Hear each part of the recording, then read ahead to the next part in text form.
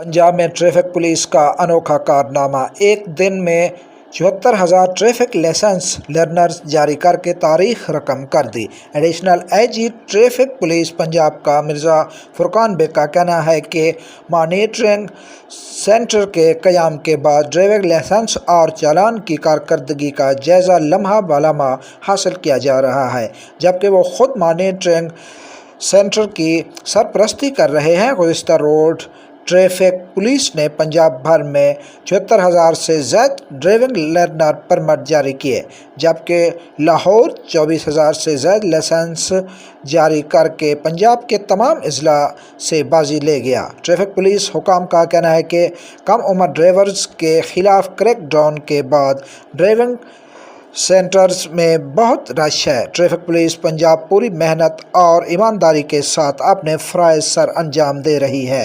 अलावा as traffic police ने rush के मद्देनज़र लाइसेंसिंग सेंटर में स्टाफ की तादाद के साथ साथ एक्स्ट्रा ड्यूटी टाइम भी बढ़ा दिया है।